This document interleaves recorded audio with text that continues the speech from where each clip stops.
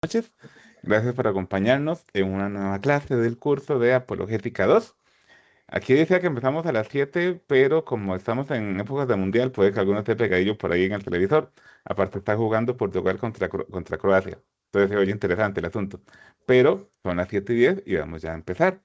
Riquito, como nos estás acompañando esta noche, entonces te voy a pedir que además del tema nos ayudes con la oración. Claro que sí, cómo no. Glorioso San Francisco de Sales, vuestro nombre porta la dulzura del corazón más afligido.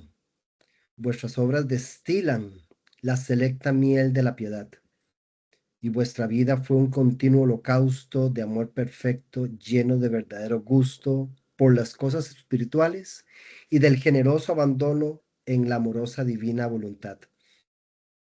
Enséñame la humildad interior, la dulzura de nuestro exterior y la imitación de todas las virtudes que has sabido copiar de los corazones de Jesús y de María. Amén. Amén. Santo. Amén. Gracias, Riquito. Chicos, entonces para darle el pase a nuestro expositor de esta noche, vamos a recordar brevemente cuáles son las reglas del juego y no del juego del mundial. Lo primero que vamos a tener, aunque ya todos lo están haciendo, creo, vamos a tener los micrófonos y las cámaras apagadas para evitar que se cuele en la grabación que va a salir luego en YouTube algo que tal vez esté ocurriendo detrás nuestro y que no querramos que salga en Internet. Eso es lo primero. Lo segundo es que vamos a dejar las preguntas para el chat. Le vamos a permitir a Rigo que exponga el tema, lo que decimos popularmente de corrido o fluido, porque puede ser de que alguna pregunta que usted iba a hacer, pues ya el mismo tema lo va a contestar, pero un poquito más adelante. Tercero, damos siempre la bienvenida a la sana discusión, pero énfasis en sana discusión. Cuarta, esto es una clase, no es un foro. Aunque si bien a veces nos entendemos un poco, hasta como las 9:30, porque nos gusta pues estar participando con el tema, pues en algún momento tenemos que ponerle algún corte y pues para ampliar el tema siempre dejamos espacio, pues ya no solo el domingo, sino el resto de toda la semana. Pero eso sí, antes de opinar en el chat, al menos de WhatsApp, pues sí pedimos que el tema se haya previamente escuchado. No vaya a ser que pregunte algo que pues ya se había dicho en la clase de esta noche. Esta creo que no aplica para el día de hoy. Recordarles que el Señor siempre nos ha llamado a ganar almas, no a ganar discusiones. Esta es una gran tentación que los apologistas tenemos, ¿verdad? Que a veces, de como buenos humanos, se nos puede subir el ego y buscamos más tener la razón que ganar un hermano. Pero recordar esto, el Señor nos llama a ganar almas, no a ganar discusiones. Eh, Vamos a ver, la vez pasada les dije, yo creo que ya todas se las he comentado. Entonces esta vez vamos con la última. Les digo que si estos callan, gritarán las piedras. Y esto es lo que hemos como comentado en otras ocasiones. Ay de nosotros si no hablamos todos estos prodigios que ocurren en el mundo de piedras milagrosas, que curiosamente solo las piedras religiosas son las que experimentan algún tipo de fenómeno preternatural. Pero bueno, muy bonitas, pero puede ser un llamado de atención de parte nuestra de que precisamente estamos callando. Y de ahí que tanto milagro en el mundo de piedras que lloran lágrimas de sangre. Yo conozco una que exultaba aceite, muy bonito, pero puede ser una señal también. Bueno, donaciones, es lo que les comentaba sobre el tema del ego, ¿verdad? No estamos exentos. Eh, bueno, esta noche el hermano Rigo y este servidor que estamos por acá, pero otros que también han pasado por este mismo espacio, como seres humanos mortales no estamos exentos de lo que les comentaba precisamente, el tema del ego, de a veces querer más ganar una discusión que ganar un hermano. Entonces, en esto nunca nos vamos a cansar de decirle que de mucho les vamos a agradecer si nos pueden regalar una oración y si después de una oración alguno tiene la posibilidad de apoyar de una forma material al ministerio, pues aquí quedan en defensacatólica.com/donaciones los medios por el cual hemos puesto para que puedan hacer llegar una donación material si así lo tienen a bien. Y con eso, Riguito, te doy el pase.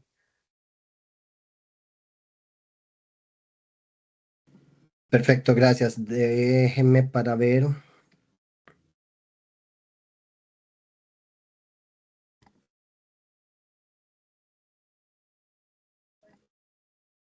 Si se comparte, me avisan, por favor.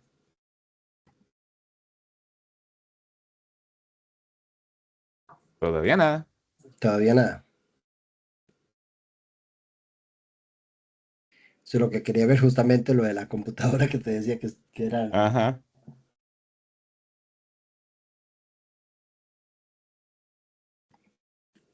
eh,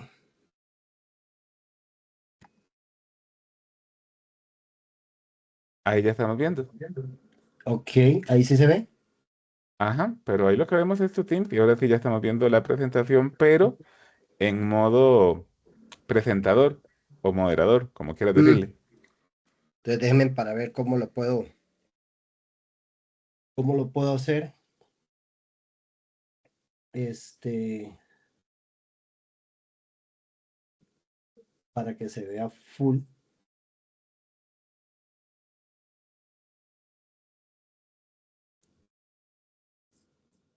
Porque ahí es donde me va a comer un poquitito la tecnología. Ahí que se logra ver nada.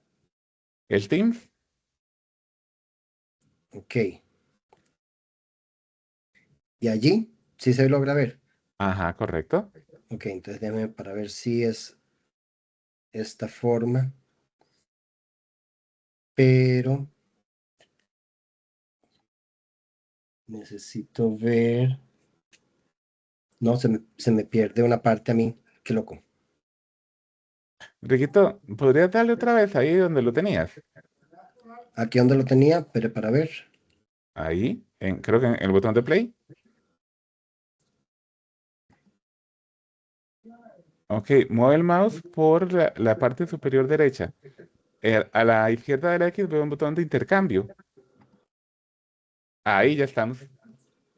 Ahí sería. Ujú. Pero a mí me falta algo de aquí. Porque a mí no sé por qué tengo solamente cierto control Ujú. y no lo veo lo otro.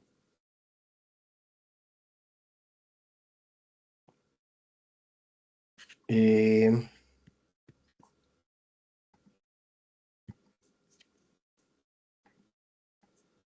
permítame un segundito, porfa. Ese es el tema que les decía ahora de la.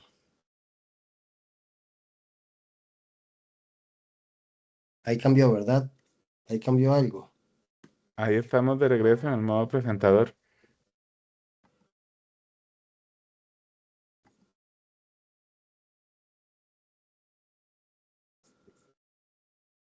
Ahí seguimos en modo presentador.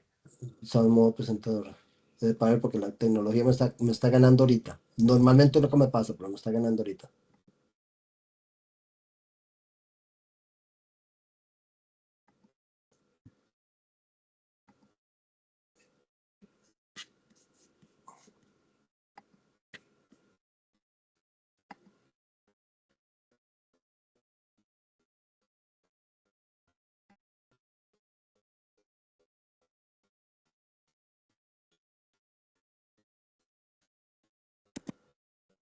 Déjenme salirme de esto, a ver si puedo de alguna forma ver lo que necesitaba.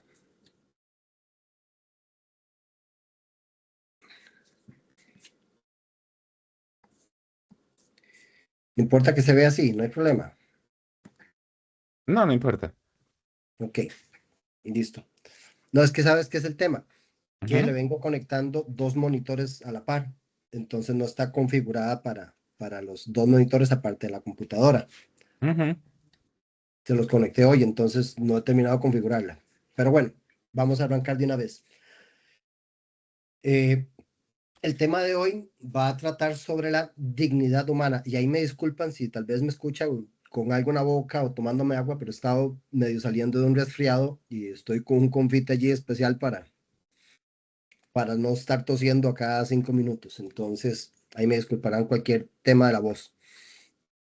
Y vamos a ver el día de hoy ese valor infinito que tiene la dignidad humana, porque hoy nos convoca un tema como este que no es simplemente un concepto, ¿verdad?, teológico para personas muy eruditas o un debate, digamos, abstracto en los pasillos de una universidad, ¿verdad?, como suele pasar. Nos convoca una pregunta que puede definir el rumbo de la historia, así de fuerte, el destino de las leyes inclusive y el valor de nuestras propias vidas. Y esa pregunta es, ¿qué es el ser humano y cuánto vale realmente? Porque vivimos en una época profundamente paradójica. Si abrimos los tratados internacionales, por ejemplo, eh, la Declaración Universal de los Derechos Humanos o las constituciones de nuestras naciones, de nuestro país, leemos en letras prácticamente de oro, ¿verdad?, que la dignidad humana es inviolable, que es universal y es inalienable. Y se nos dice que en este siglo en que vivimos, en el siglo XXI, que es la cúspide del progreso humanista. Pero sin embargo, si cerramos los libros jurídicos y abrimos las ventanas de la realidad cotidiana, de nuestro día a día, descubrimos una verdad totalmente alarmante. Nunca antes en la historia se había teorizado tanto sobre los derechos humanos y al mismo tiempo nunca antes se había desvalorizado tanto la vida humana concreta mediante un utilitarismo, podemos decirlo, tecnocrático y feroz. Hoy en día, con mucho pesar, el valor de la persona ya no se considera un absoluto subyacente a su existencia, sino que se ha convertido en un valor condicional, un valor de mercado, por decirlo de alguna forma. Eh, el mundo contemporáneo de hoy nos susurra muy fuerte, constantemente al oído, y a veces nos lo grita a través de las leyes y de los medios de comunicación y demás, una mentira que es muy peligrosa. Tú vales si produces. Vales si eres autónomo.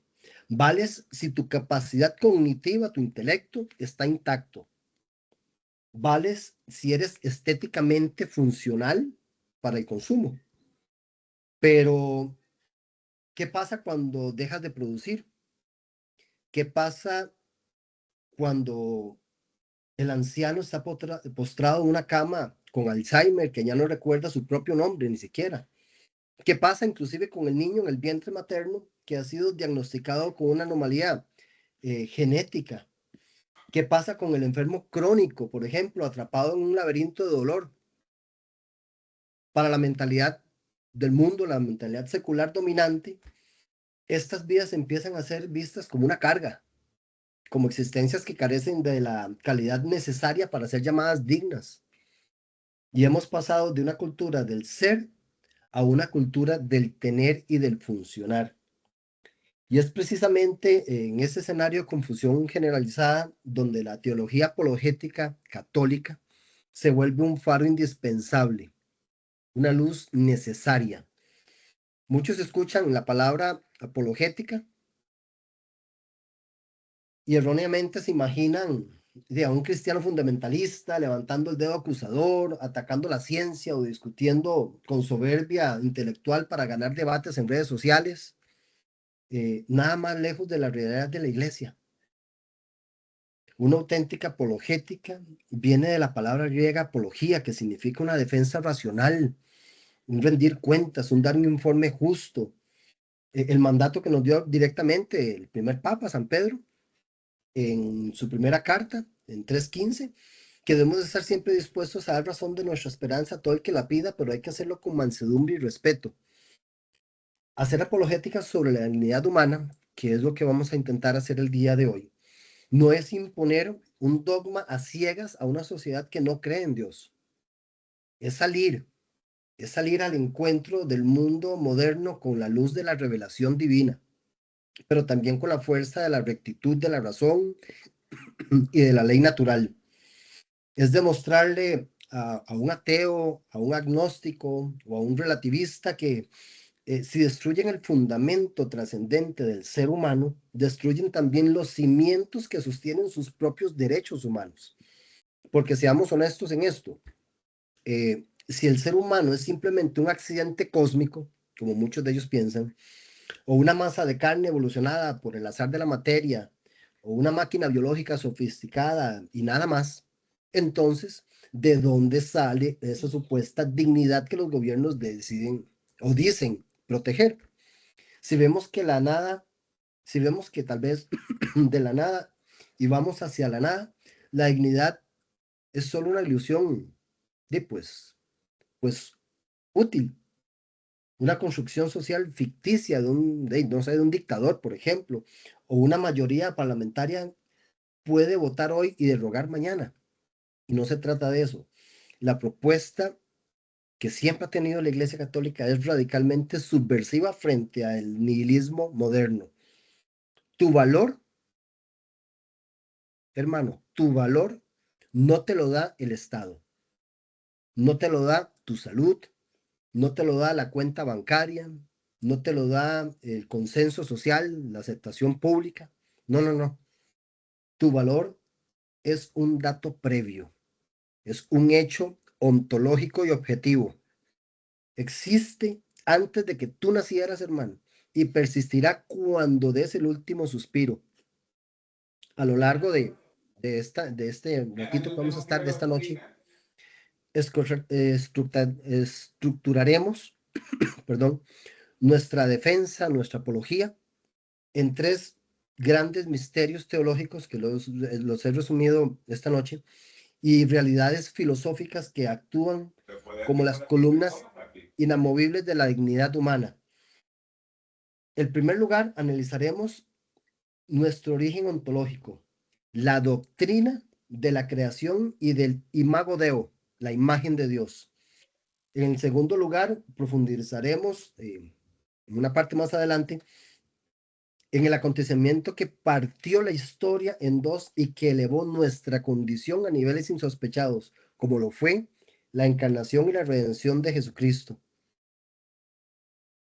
En tercer lugar, vamos a aplicarnos y a acercarnos a estas verdades de los debates un poquitito bioéticos y sociales más urgentes de nuestra actualidad, guiados por el magisterio de la Iglesia y recientemente por el documento del Vaticano, la Declaración Dignitas Infinita. Así que, sin más, esto es como una introducción. Desconectémonos de todo lo que está alrededor de nosotros, del mundo, y adentrémonos en este tema de forma racional, pero también de forma espiritual, porque aquí, por lo menos en esta noche, yo sé que suele pasar en todas las noches del curso, no venimos a aprender teorías frías, para nada. Venimos a redescubrir quiénes somos y que nuestra vida posee un valor infinito a los ojos de la eternidad, a los ojos de Dios. Entremos entonces de lleno en esta primera columna de nuestra defensa, que es el misterio de nuestros orígenes, nuestro imago Dei. Para saber cuánto vale una obra de arte, yo creo que tienes, Wyler, el micrófono prendido. Para saber cuánto vale una obra de arte, por poner un ejemplo, hermanos, muchas veces debemos mirar quién es el autor y qué empeño puso en su diseño, en su obra. La teología católica pues arranca con una afirmación monumental contenida en las primeras páginas de la Sagrada Escritura, específicamente en Génesis 1:27, donde nos dice que creó Dios al hombre a su imagen de Dios los creó, varón y hembra los creó. ¿Qué significa realmente que seamos creados a imagen y semejanza de Dios? Bueno, la filosofía y la teología patrística de los grandes padres de la iglesia como San Agustín o San Juan Crisóstomo, dedicaron vidas enteras a desentrañar esta frase. Dios es puro espíritu. Dios no tiene brazos, no tiene piernas, ni un rostro físico material. Por lo tanto, el ser humano no refleja a Dios por su fisonomía exterior o biológica. El reflejo divino radica en que Dios infundió en la materia un alma espiritual e inmortal. Al hacer Dios esto, dotó a la criatura humana de dos facultades espirituales que no posee ningún otro ser viviente sobre la faz de la tierra: la inteligencia y la voluntad libre. Hablemos primero de la inteligencia, ¿les parece? A ver, el ser humano es la única criatura visible capaz de salir de sí misma. de mirar las estrellas, de preguntarse sobre el origen del universo. Los animales en general tienen instintos más admirables y sistemas de comunicación más complejos. Por ejemplo, las abejas, pensemos en ellas, construyen colmenas perfectas, geométricamente, y los delfines se comunican con ciertos chasquidos, sonidos o silbidos que parecen sofisticados. Pero ninguna abeja se detiene, se pone, se para y se pone a filosofar sobre la justicia. Ningún delfín, por ejemplo, esos ejemplos que estábamos mencionándoles, eh, escribe un tratado de ética y ningún chimpancé se pregunta por qué el sentido del sufrimiento. No, no, eso no le pertenece a los demás animales. La inteligencia humana busca la verdad. Y al buscar la verdad, el ser humano busca inconscientemente a Dios, que es la verdad suprema. Nuestra mente tiene una capacidad de infinito que la materia por sí sola jamás podría generar. Y la segunda facultad de estos grandes santos es la voluntad libre. Dios no nos creó como robots programados para obedecer de forma, no sé, automática, mecánica. El creador corrió el riesgo más hermoso, podemos decirlo, y también podemos decir el más peligroso de todos en el universo. Nos dio libertad. ¿Y para qué? Para que fuésemos capaces de amar. El amor mecánico no existe. Un robot no te ama, solo ejecuta algoritmos y funciones. El amor requiere la capacidad de elegir o de rechazar libremente el bien. Al dotarnos Dios de libre albedrío, nos constituyó como sujetos morales, seres responsables de sus propios actos, capaces de autodeterminarnos hacia el bien y hacia la belleza. Aquí la apologética nuestra, la católica, debe salir a un cruce de un error antropológico moderno muy difundido por el materialismo científico actual. Y se nos dice con frecuencia que el ser humano es solo un animal más en la escala evolutiva, que compartimos, no sé si me equivoco, el 98% del ADN de los chimpancés, por ejemplo, y por ende la dignidad humana es una arrogancia nuestra, de nuestra especie, de la especie humana. Podemos decirlo, no sé si la palabra es correcta, un antropocentrismo anticuado. La teología católica responde eso con equilibrio. La iglesia no le teme a la ciencia ni a la evolución biológica en lo que respecta al cuerpo material. Eso no, a la iglesia no le teme a eso. Pero la ciencia empírica, por su propio método de observación material, es incapaz de pensar un pensamiento, de medir un acto de perdón o de secuenciar el mapa genético del alma. Hay un salto cualitativo, una, no sé, una discontinuidad antropológica en el animal más inteligente y el ser humano más sencillo. Esa discontinuidad es el alma espiritual, creada directamente por Dios en cada individuo de manera única e irrepetible. Y la visión católica nuestra de la creación no se queda en el cielo del espíritu, defiende con garras también la parte de la materia. Y aquí tocamos un punto medular, eh, que es la unidad sustancial del cuerpo y el alma. Santo Tomás de Aquino, el gran doctor de la iglesia, sistematizó esta verdad de manera bastante brillante, retomando la filosofía aristotélica. Él dice, el ser humano no es un alma atrapada en un cuerpo, como pensaba Platón y el gnosticismo antiguo. No, todos somos, tampoco somos un fantasma dentro de una máquina, como sugirió también en su momento la modernidad cartesiana. El hombre es una sola sustancia compuesta de materia y forma, de cuerpo y alma, en mutua e inseparable implicación. ¿Por qué esto es crucial? Esto que dice Santo Tomás de Aquino, ¿por qué esto es crucial hoy en día? Pensemos en las ideologías actuales que desprecian el cuerpo, por ejemplo.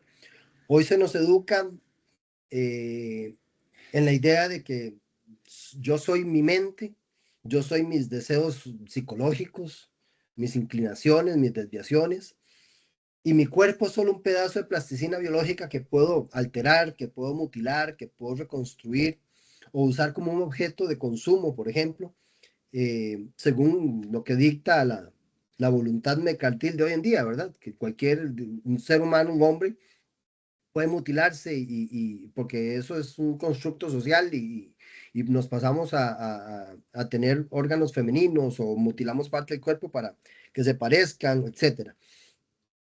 La teología católica dice suave un toquecito, alto, páreme ahí.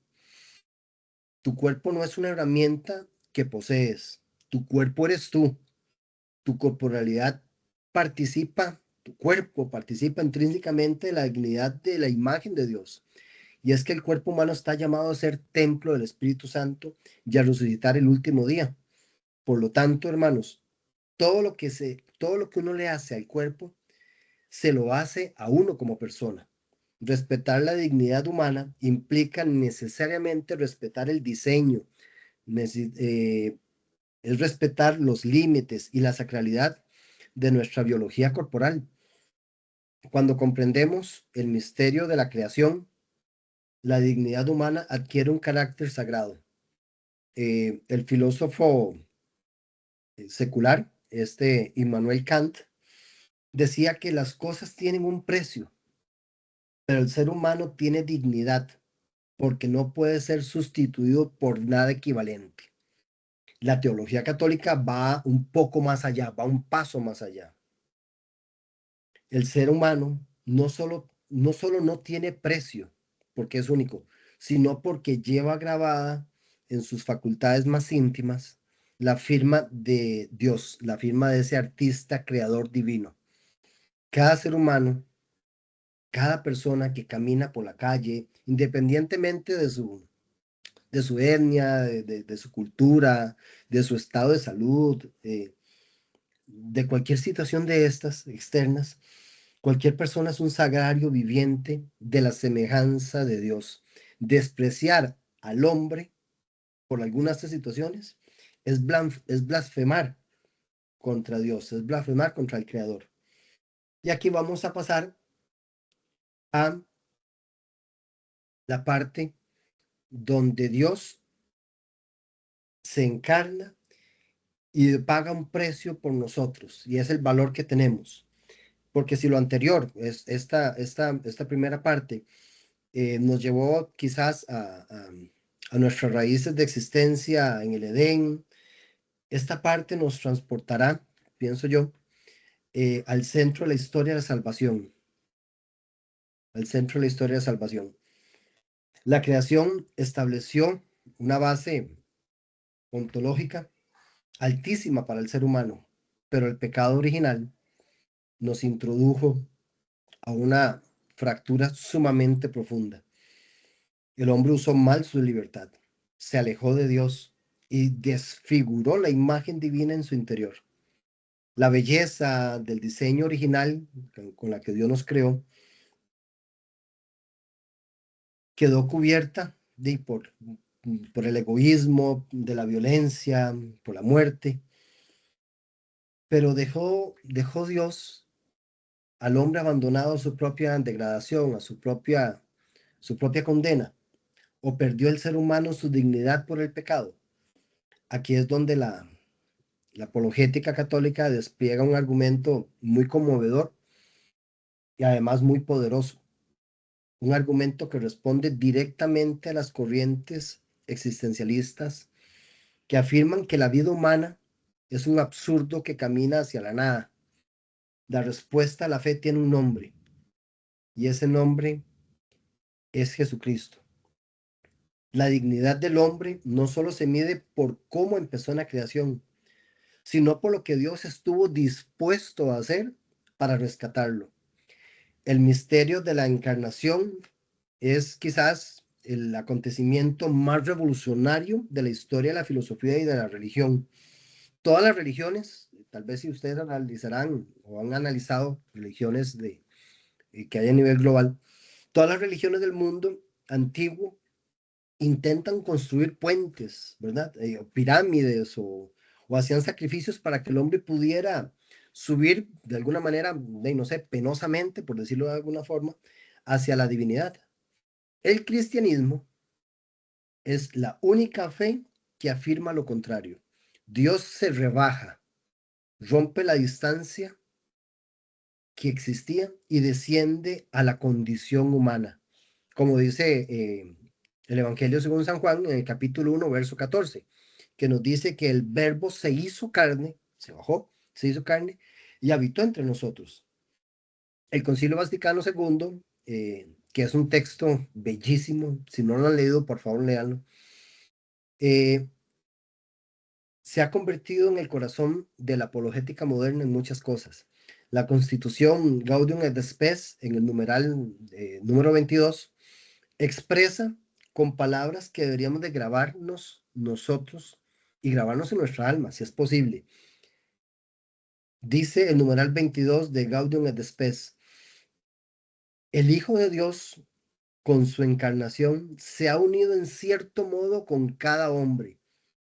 Trabajó con manos de hombre, pensó con inteligencia de hombre, obró con voluntad de hombre, amó con corazón de hombre. Nacido de la Virgen María, se hizo verdaderamente uno de los nuestros, semejante en todos a nosotros, excepto en el pecado. Detengámonos a sopesar el impacto filosófico de esta verdad tan, tan plena, tan completa. Al asumir la naturaleza divina, Dios no se disfrazó de hombre, no usó la carne como un vestuario temporal, porque existe también esa corriente de pensamiento, ¿verdad? En especial en los unicitarios. El creador, Dios, asumió el cuerpo humano real, pasó por todas las etapas del desarrollo humano, fue embrión en el vientre purísimo de la Virgen María, fue un bebé vulnerable que necesitó que le cambiaran sus ropitas, sus pañales y que lo alimentaran. Fue un niño también que aprendió a caminar, un joven que trabajó en la madera, tal vez pensándolo así un poco en el anonimato en Jerusalén, en Nazaret, perdón. Un hombre que sintió cansancio, podemos ver esa parte en Jesús muchas veces, un hombre que sintió cansancio, que sintió hambre, sed y que lloró también cuando su amigo Lázaro falleció frente a su tumba. Al hacer esto, Cristo dignificó y santificó cada segundo, cada milímetro, cada etapa de la experiencia nuestra, de la experiencia humana. Ya nadie puede decir que una vida ordinaria o débil carece de valor, porque Dios mismo vivió una vida humana en la debilidad de la carne. Pero la encarnación encuentra su cumplimiento en el misterio pascual, que es la pasión, la muerte y la resurrección de Jesús. Aquí llegamos a lo que en apologética nosotros llamamos el precio del hombre. En una economía existencial, un objeto vale exactamente lo que el comprador pues, esté dispuesto a pagar por él en el mercado, ¿verdad? Pongamos un ejemplo. Si alguien compra una casa eh, vieja y digamos que en mal estado, un poco ruinosa, eh, por varios millones de colones, o por bastantes millones de colones, esa casa adquiere inmediatamente un valor inmenso debido al sacrificio financiero de la persona que la compra. Si lo ponemos en esa perspectiva, ¿cuál fue el precio que Dios pagó por ti y por mi hermano cuando estábamos arruinados por el pecado y la miseria moral?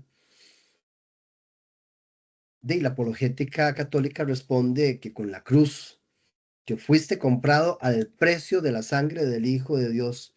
Porque esto San Pablo, no lo digo yo, esto lo dice también San Pablo y lo dice con insistencia. Por ejemplo, en 1 Corintios 6:20 y en 1 Corintios 7:23, San Pablo habla de que hemos sido comprados a un precio muy alto. Por lo tanto, glorifiquemos a Dios en nuestro cuerpo.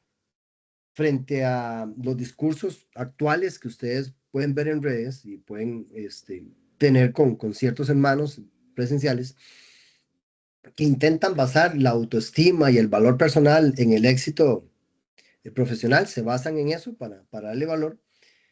El reconocimiento social, cuánto es conocida la persona, no solamente en redes, sino en la sociedad per se como tal, o el estatus o los me gusta que le dan a publicaciones, porque entre más publicaciones que tengan me gusta y demás, ¿verdad? La teología católica nos ofrece un anclaje psicológico y existencial inquebrantable, y no es ese, sino que es que vales la vida de un Dios que prefirió morir en una cruz antes que pasar la eternidad sin ti. Tu dignidad, hermano, está sellada con la sangre de Cristo. Y este rescate no fue solo para limpiarnos del pasado, sino para abrirnos un futuro inimaginable, la vocación a la santidad y a la glorificación eterna. El materialismo de hoy, y que ha sido más fuerte que el de antes, porque siempre ha existido el materialismo, nos condena a una visión de, no sé, de chata, por decirlo de alguna forma, de la existencia, ¿verdad? Nos dice que somos polvo, que viviremos unas décadas consumiendo productos y que luego nos regresaremos a una fosa común del olvido y listo. Qué dignidad tan barata, qué dignidad tan pobre, qué dignidad tan deprimente propone un ateísmo práctico que tiene esa línea de pensamiento. Nuestra fe católica, en cambio, nos revela que nuestro destino final es la teosis, es la divinación por la gracia, como lo dice segunda de Pedro, capítulo 1, versículos 3 y 4. Estamos llamados nosotros a participar de la naturaleza divina, a vivir en comunión eterna de amor con la Santísima Trinidad. Tu alma y la mía no fueron creadas para este mundo, hermanos. Fue creada para la eternidad. Este cuerpo tuyo y mío no está destinado a la podredumbre definitiva, sino a la transfiguración gloriosa en la resurrección de los muertos. Por lo tanto, la antropología cristocéntrica nos otorga una dignidad que ninguna tiranía humana, ninguna crisis económica, ninguna enfermedad terminal nos puede arrebatar. Somos criaturas de Dios por origen e hijos de Dios por adopción y redención. Cuando el mundo nos mire a nosotros con desprecio y nos diga que no valemos nada porque ya no eres útil o no eres productivo, la apologética católica nos invita a mirar el crucifijo y a recordar el precio infinito que valemos hoy, que vale nuestra existencia. Y aquí la iglesia, en el documento Dignitas Infinita, nos presenta cuatro dimensiones de la dignidad. Son como los campos de batalla de la bioética. Y estos son la dignidad ontológica, la moral, la social y la existencial. ¿Cómo defendemos estos principios abstractos, podemos decirlos, frente a las preguntas complejas del hospital, de las leyes de la ingeniería social o de los debates diarios, cotidianos? Para no perdernos en esa discusión, la Iglesia, que es madre y maestra, a través del Dicasterio de la Doctrina de la Fe, publicó en el 2024 ese documento que tiene usted en pantalla. Un documento doctrinal con una importancia monumental, la Declaración Dignitas Infinita. Ese documento, que recomiendo adquirirlo, realiza una aportación pedagógica conceptual maravillosa que todos nosotros, católicos, que deseemos hacer apologética, debemos de dominar a la perfección. La Iglesia nos enseña que para evitar equívocos y manipulaciones lingüísticas del mundo moderno, debemos de distinguir cuatro dimensiones o aceptaciones de la dignidad humana, que son estas cuatro que tienen en pantalla: la ontológica, la moral, la social y la existencial. Y vamos a desglosarlas un poco, porque aquí se ganan o se pierden ciertos argumentos o los argumentos éticos como tal. La primera, pasemos a la primera, y quizás la más fundamental, la dignidad ontológica. ¿Cómo explicamos, o les explicaba anteriormente, la palabra ontológica viene del griego ontos, que significa el ser, Entonces, la dignidad ontológica es aquella que pertenece a la esencia misma de la persona humana por el simple hecho de existir, de haber sido creada por Dios y redimida por Cristo. Es una propiedad intrínseca del ser. ¿Cuál es su característica principal? La de la dignidad ontológica, que es inalienable. No se puede perder nunca, bajo ninguna circunstancia. No aumenta si te vuelves más inteligente o más sabio, no disminuye si pierdes la memoria por la edad o por la enfermedad, y no se reduce a que si quedas paralítico en un accidente. Ah, y también, yo sé que esto va a sonar un poquitito fuerte, hermanos. Escuchen bien esto, porque esto puede ser un escándalo también, inclusive hasta para el mundo mismo. La dignidad ontológica tampoco se pierde si te conviertes en un asesino en serie o en el peor de los criminales. No se pierde.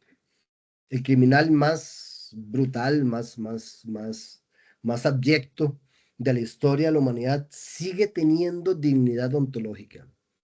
Sigue siendo un ser humano con un alma inmortal querida por Dios. Por eso la iglesia se opone firmemente a la pena de muerte en el mundo moderno, porque incluso la vida del culpable debe ser respetada en su raíz ontológica, buscando siempre su conversión y su arrepentimiento. La segunda característica o dimensión es la moral. Esta dimensión ya no se refiere a lo que somos, sino a cómo actuamos. Está ligada íntimamente al uso de nuestra libertad y de nuestra conciencia.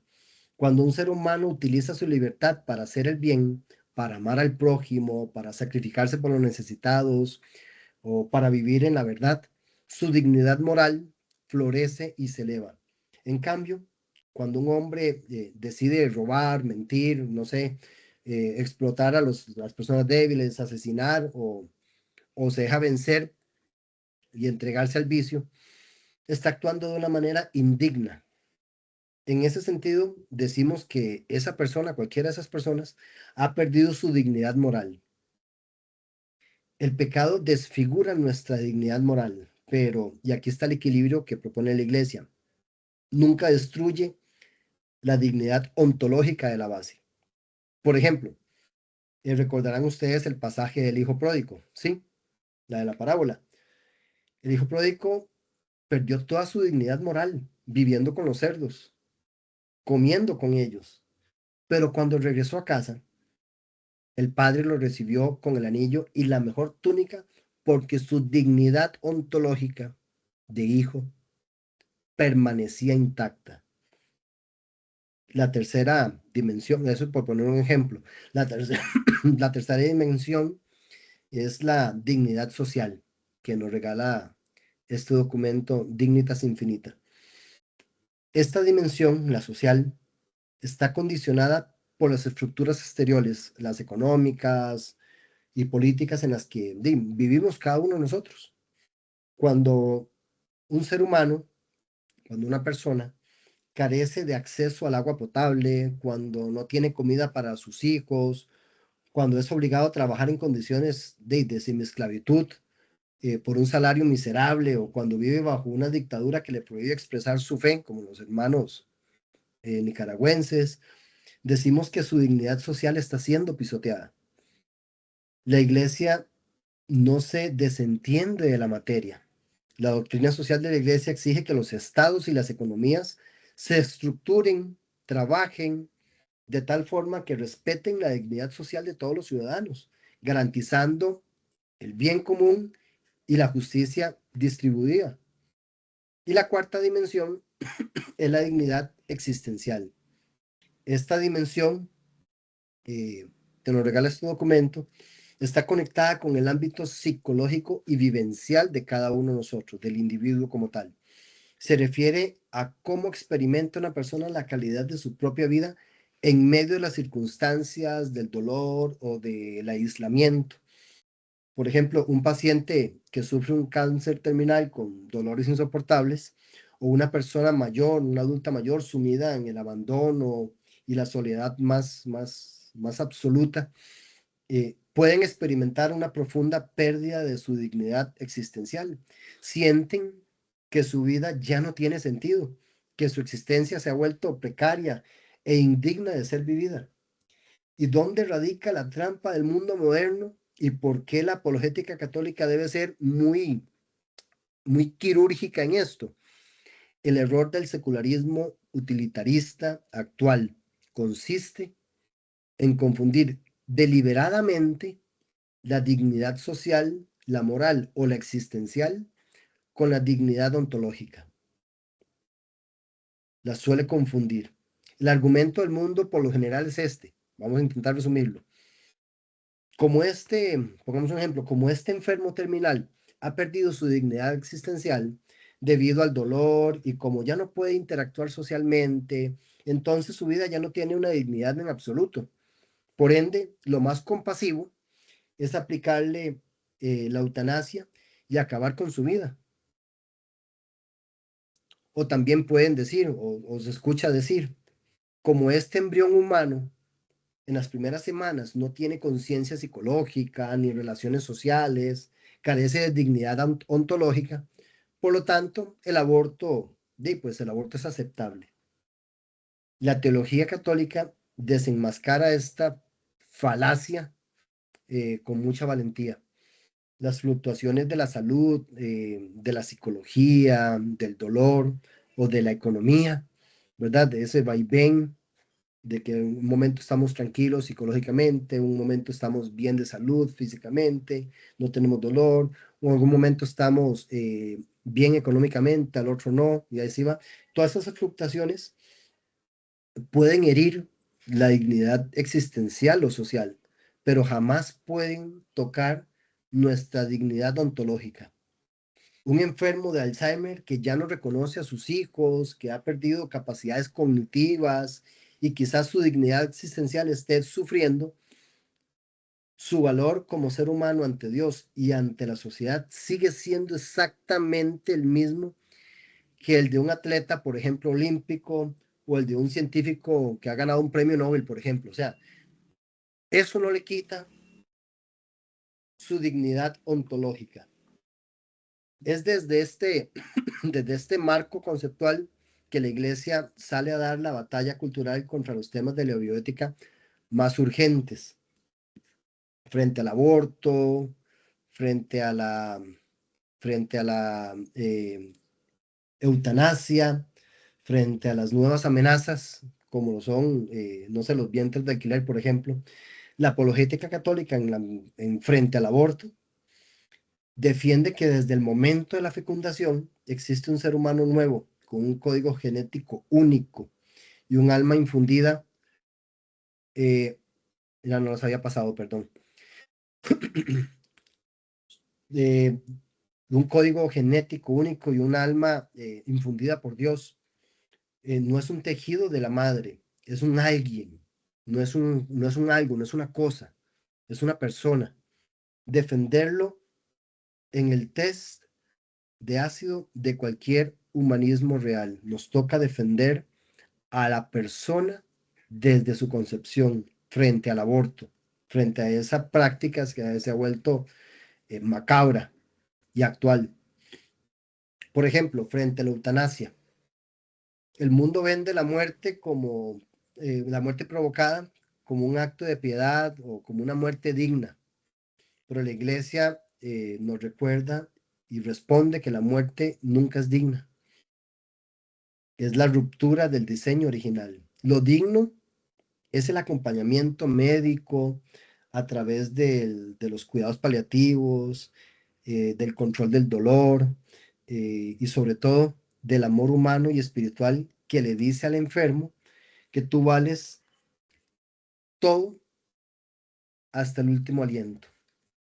Y también otra de las amenazas, de las nuevas amenazas, y que nos deja saber la Declaración Dignitas Infinita, que también se levanta contra la voz de la maternidad subrogada.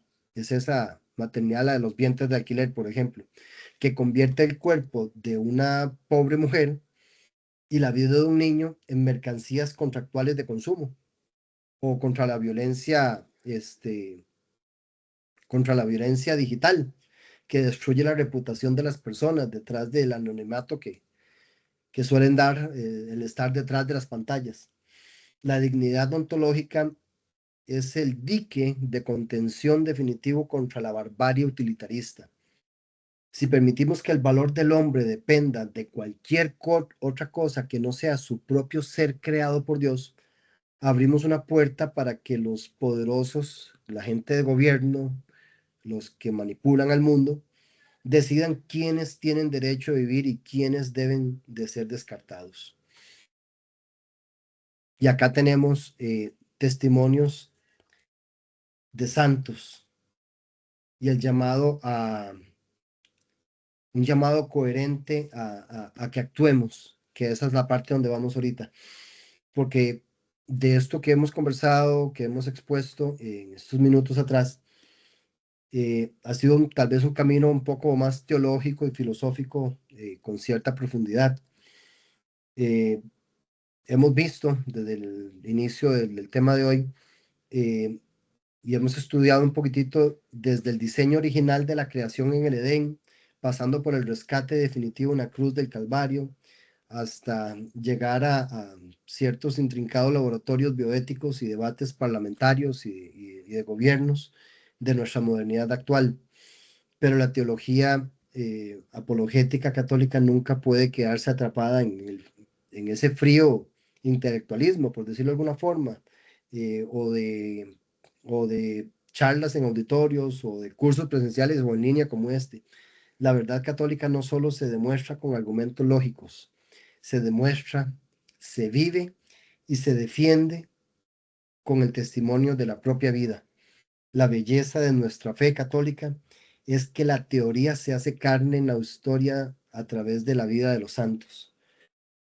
Cuando el mundo nos pida a nosotros eh, cuentas de nuestra esperanza y nos acuse de sostener una moral abstracta, que lo hace muy a menudo, nuestra mejor respuesta apologética son aquellos hombres y mujeres que miraron el rostro de las personas que fueron descartadas en su época y vivieron en ellos eh, y vieron, observaron en ellos a Cristo, observaron el destello de la dignidad divina. Por ejemplo, pensemos en este gran santo, en San Pedro Claver. Él fue un jesuita español del siglo XVII, si no me estoy equivocando. En una época donde el imperio comercial de las potencias europeas reducía a los seres humanos, a las personas de raza negra, a la condición de mercancía o como animales de carga o como esclavos sin alma, San Pedro Clever se plantó, por ejemplo, y cuenta la historia, que se plantó en el puerto de Cartagena de Indias y no lo hizo con discursos políticos, no, sino con el Evangelio en la mano. Él mismo, San Pedro, se firmó con un voto muy radical. El San Pedro Clever se firmó como esclavo de los negros para siempre. Cuando los barcos de negreros, por decirlo de alguna forma, encallaban repletos de hombres deshidratados, enfermos, aterrorizados, maltratados, San Pedro Claver bajaba a las bodegas oscuras y hediondas o fétidas. ¿Y qué hacía? ¿Qué hacía San Pedro Claver? Los abrazaba, curaba sus heridas con sus propias manos, les daba de comer y antes de hablarles de teología, como lo estamos hablando hoy, les recordaba a través de espejos que eran hermosos, que eran hombres, que eran hijos de Dios. Él defendió, San Pedro Claver defendió la dignidad ontológica y social cuando el consenso económico mundial de la época decía que esas personas solo tenían un precio de mercado. Pensemos también en estos dos grandes santos de nuestra época moderna. Pensemos en la figura colosal, no sé, de Santa Teresa de Calcuta. Ella no fundó sus casas de acogida en barrios residenciales burgueses, ¿verdad? Importantes, de lujo. No, no, no. Ella se adentró, Santa Teresa se adentraba en las cloacas de Calcuta para recoger de las aceras a personas que estaban siendo devoradas vivas por los gusanos y por las ratas. O sea, el mundo secular de de su época los consideraba intocables. O sea, no toquen eso. O reducidos o residuos humanos, o sea, basura humana. La Madre Teresa de Calcuta solía decir una frase que resume toda la antropología cristocéntrica que hemos intentado estudiar el día de hoy. Decía, cada uno de ellos es Jesús en su doloroso disfraz.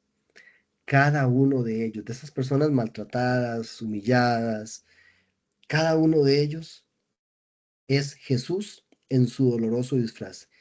Ella no les daba simplemente una muerte médica, les daba un hogar. ¿Y para qué? Tras una vida de desprecio social, experimentaran por primera vez en sus últimas horas que eran amados por Dios, devolviéndoles en el lecho de su muerte, a muchos de ellos en su lecho de muerte, su dignidad existencial y humana, su dignidad ontológica. Y cómo no recordar quizás a San Juan Pablo II, un gran filósofo de la dignidad humana del siglo pasado, un hombre que sufrió en su propia carne los dos totalitarismos más destructivos de la historia humana. ¿Cuáles fueron esos totalitarismos destructivos? El nazismo y el comunismo soviético. Esos dos sistemas políticos intentaron triturar la dignidad humana del hombre, reduciéndola a una pieza de engranaje del Estado o a un desecho, un residuo de la selección racial. Como respuesta, nuestro querido Papa San Juan Pablo II, Carlos Gordila, colocó la dignidad de la persona en el centro absoluto de su pontificado. De hecho, en su encíclica programática Redemptor Hominis, que la escribió en 1979, en el numeral 10 de esa encíclica Redemptor Hominis, escribió palabras que resuenan como un trueno contra el nihilismo moderno de hoy en día. El hombre no puede vivir sin amor. Él permanece para sí mismo un ser incomprensible. Su vida está privada de sentido si no se le revela el amor, si no se encuentra con el amor, si no lo experimenta y lo hace propio. San Juan Pablo II nos demostró que la apologética de la dignidad, que es lo que estamos estudiando el día de hoy, es la apologética del amor divino. Y que para nuestra defensa de la dignidad humana sea verdaderamente sólida, hermanos, y no se tambalee ante las corrientes de la opinión, debemos de memorizar y arraigar en nuestra mente las armas jurídicas y doctrinales que la Iglesia nos proporciona en documentos oficiales. Si alguien nos llega a preguntar dónde fundamenta la Iglesia su postura, pues tenemos un arsenal, tenemos el arsenal de la verdad. Por ejemplo, acudamos primero al Catecismo de la Iglesia Católica. En el numeral 1700, el Catecismo abre la sección sobre la vocación del hombre con una claridad meridiana. La dignidad de la persona humana está enraizada en su creación a imagen y semejanza de Dios. Y más adelante, en el Catecismo, en el numeral 1935, nos entrega un mandamiento social ineludible. La igualdad entre los hombres descansa esencialmente en su dignidad de personas y en los derechos que de ella dimanan. Toda forma de discriminación de los derechos fundamentales de la persona debe ser vencida y eliminada por ser contraria al plan de Dios. El catecismo eh, une de una forma indisoluble la fe en Dios con la justicia social. Pasemos también, si tenemos a mano o podemos conseguir la encíclica Evangelium Vitae, eh, en el ámbito de la defensa de la vida y de la bioética, esta encíclica, también de Juan Pablo, que la escribió en el 95, es nuestra carta magna, por decirlo de alguna forma. En el numeral 57 de esta encíclica Evangelium Vitae, el Papa declara con la máxima autoridad apostólica una verdad de ley natural. Dice el numeral 57, el homicidio directo de un ser humano inocente es siempre gravemente inmoral. Esta encíclica nos urge a combatir lo que él acuñó magistralmente como la cultura de la muerte, lo que decía Juan Pablo II sobre la cultura de la muerte, para sustituirla por la cultura de la vida. Y nuestro Papa Francisco, en el año, hace 6, que si no me equivoco, 6, 7 años atrás, en la encíclica social Fratelli Tutti, en el numeral 231 de esta, 213, perdón, de esta encíclica Fratelli Tutti, lanza una advertencia severísima a las democracias modernas que pretenden relativizar los derechos humanos basados en el consenso político. Si no se acepta, por ejemplo, si no se acepta la verdad objetiva sobre la dignidad del ser humano, los derechos humanos pasan a depender de las mayorías circunstanciales. Y entonces el poder del más fuerte termina devorando al más débil. Esta es una verdad filosófica pura. Sin un fundamento divino absoluto, los derechos humanos se convierten en simples sugerencias políticas, nada más. Que un gobernante, que una nación, que un parlamento, que una asamblea legislativa de turno pueden borrar con un decreto, por ejemplo. Pasemos también, porque es importante, pasemos también al tema de la Biblia. La Biblia como tal está constantemente cargada con el tema de la dignidad. Cuando sentimos miedo de defender la vida en entornos universitarios, en entornos laborales, que son un poco hostiles, debemos de recordar, y lo quiero leer ahora también, tal vez del principio, debemos recordar el Salmo 139. El Salmo 139, en los versículos 13 y 14, dice que tú creaste mis entrañas, así dice, así inicia esa parte del Salmo. Tú creaste mis entrañas, me tejiste en el seno de mi madre. Te doy gracias porque fui formado de manera admirable y tus obras son maravillosas. Lo sé muy bien. Eso nos dice el Salmo 139 por si no lo habían leído antes.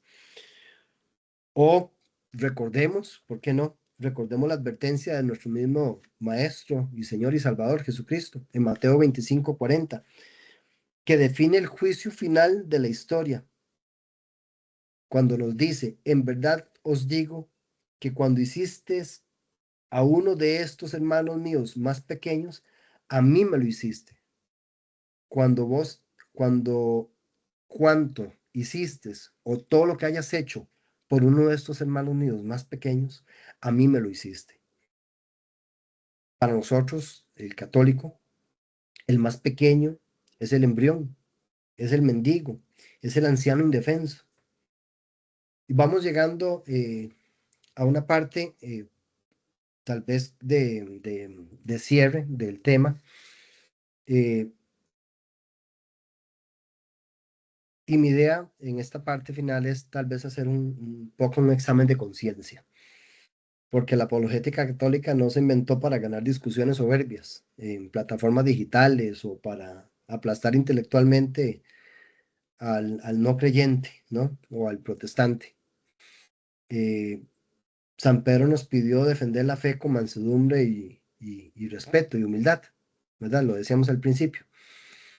Y la mejor manera de demostrar que el ser humano tiene un valor infinito es tratando a cada persona que se nos cruza en nuestro camino como alguien de valor infinito. Por eso llamé el título de hoy, Dignidad Humana, el valor infinito.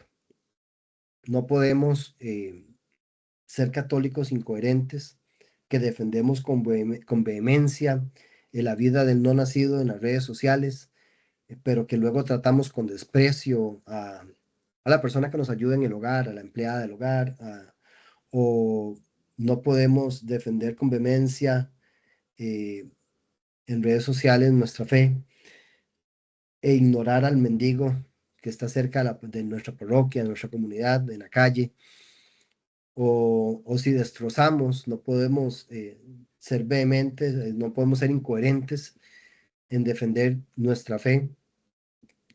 Si destrozamos la dignidad moral de nuestro vecino mediante el chisme y la calumnia por WhatsApp o por cualquier medio, la declaración Dignitas Infinita nos exige una ecología, por decirlo de alguna forma, una ecología humana integral. Defender la sacralidad de la vida desde la concepción hasta la muerte natural, pasando, pasando por la justicia económica, pasando por el respeto al migrante, pasando por la abolición de la trata de personas, pasando por la erradicación de la violencia familiar, pasando por todas estas situaciones que degradan y humillan y maceran a la persona, al prójimo. Eh, no somos seguidores de un mito moralista obsoleto para nada, hermanos. Somos custodios de la verdad más hermosa que ha escuchado la humanidad, que no eres un accidente biológico, para nada, que eres un pensamiento eterno de Dios, que vales la sangre derramada de Jesús y que tu destino final no es el cementerio, sino las estrellas de la gloria celestial, la presencia en el reino de nuestro Creador y Salvador. Cuidemos la dignidad humana, defendámosla, defendámosla con la razón, iluminémosla con la fe y sobre todo hagámosla visible a través de un amor que no se cansa de servir, que no se cansa de entregarse. Y le puedo dejar esta imagen que reconocemos a esta maravillosa persona, a esta maravillosa santa, María Teresa, Santa Teresa de Calcuta, que la puse de ejemplo anteriormente, y analicemos cómo ella luchó y trabajó, se entregó, amó, cuidó, le dio dignidad, le devolvió las dignidades en la medida de lo posible, porque la ontológica no la perdía ninguna, pero quizá la persona desconocía eso y en su pobreza, en sus limitaciones, en su enfermedad, en su inconsciencia, en su ignorancia, en todo ello, la persona se perdía y pensaba que valía menos, porque el mundo los trataba así, porque nadie les dijo que los amaba, nadie los trató con dignidad. Y esta gran santa nos vino a mostrar cómo tratar a las personas con dignidad, cómo honrarlas, cómo servirles, cómo amarlas, cómo entregarse, cómo dar la vida por todas esas personas que el mundo tiene por desprecio, por basura, por estorbo, por incapaz, por no digno de vivir. Esta santa hizo todo lo contrario. Les dio dignidad, les dio amor, les dio respeto, les sanó, les curó, les predicó con hechos, no solamente como lo estamos haciendo ahorita nosotros, eh, de palabra, con textos, sino lo hizo con hechos. Más allá de que tenemos que conocer nuestra doctrina, que tenemos que conocer nuestra fe, que tenemos que ilustrarnos en estos temas, que para eso están ustedes reunidos acá también. Más allá de todo eso, hay que pasar de las palabras a los hechos. Y ese es el llamado del tema del día de hoy. No solamente es conocer el tema de la dignidad humana en sus conceptos, en sus valores, sino de pasar a vivirlos realmente. Voy a buscarme el Salmo 139 que les quería leer para terminar el día de hoy con este tema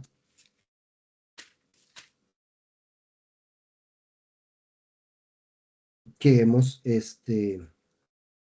que hemos visto de hoy.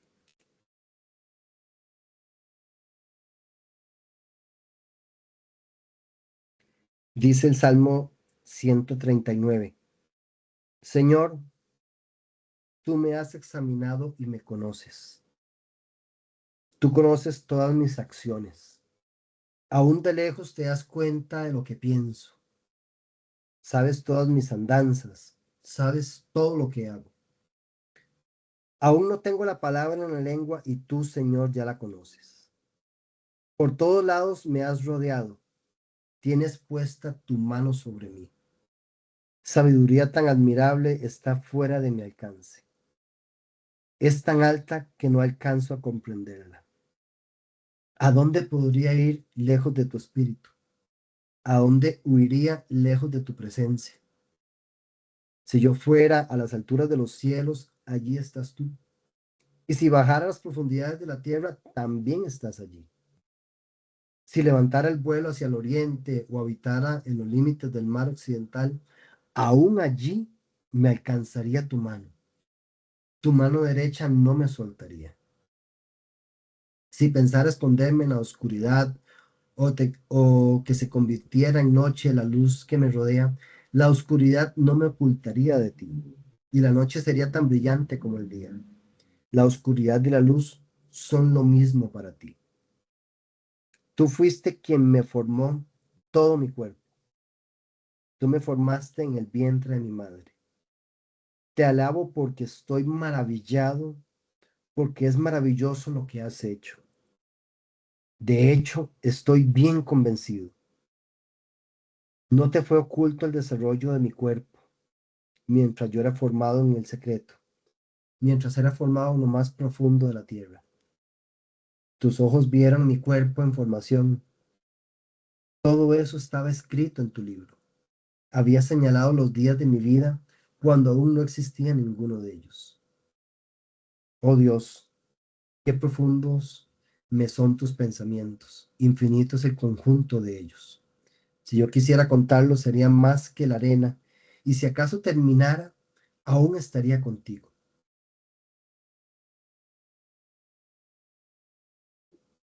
Oh Dios, examíname, reconoce mi corazón, ponme a prueba, reconoce mis pensamientos.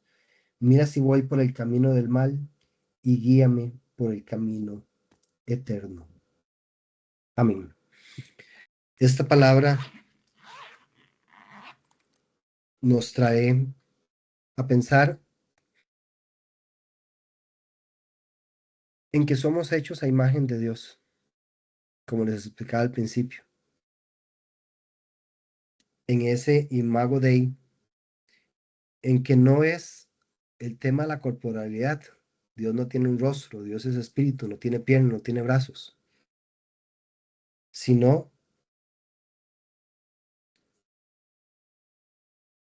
en ese ser espiritual, en ese ser de amor al que se nos infundió, en esa inmortalidad en la que nos parecemos a Dios,